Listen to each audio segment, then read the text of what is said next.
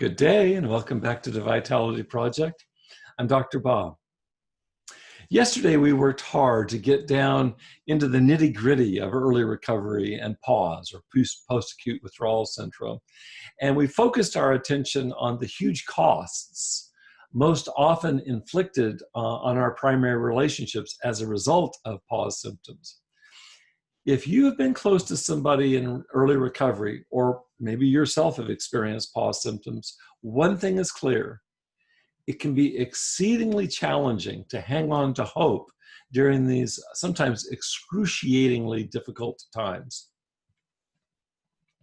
Do you remember our earlier discussion back several posts ago of how natural, even inevitable it can be to blame or shame actively addicted individuals? It just comes so naturally. It's even understandable. And the closer they are, the stronger it is, it seems, that they draw us towards attacking or putting them down. They go hand in hand. We've talked about this in terms of kind of an eye for an eye. It's a very natural, understandable response. You cause me pain, and I want to lash out at you. And oftentimes that's in the form of blame or shame. Let's step back from the canvas for just a moment and let's look at the math here. In early committed recovery, the formerly addicted individual, who let's say is now committed to recovery, this individual still acts erratically or unpredictably with such behaviors as dead eyes, being preoccupied, can't pay attention, lack of impulse control, and that's just for starters. Doesn't it seem natural that loved ones would be really pissed off about the enduring nature of behaviors like this and attitudes like this? It's very, very frustrating for them.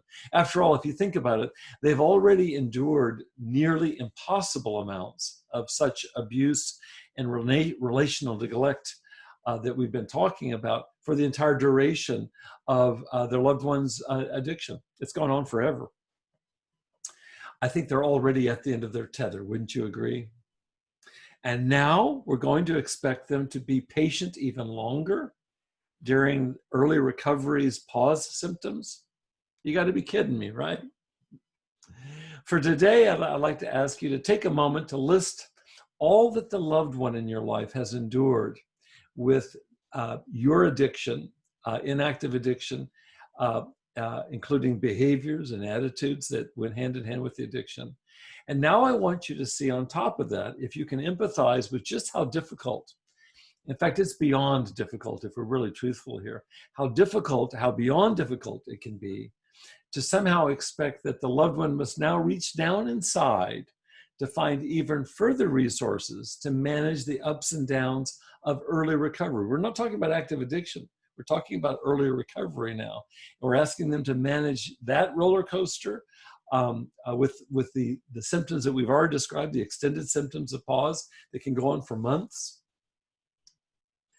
What we're doing right now is engaging in an exercise in understanding and what I think of as deep, heartfelt, sensitive compassion. What we'll be doing is leveraging this care and this compassion when we come back tomorrow. In the meantime, thanks for spending part of your day with me here at the Vitality Project. Really appreciate it. Please stay safe and be well, and I look forward to seeing you back here tomorrow.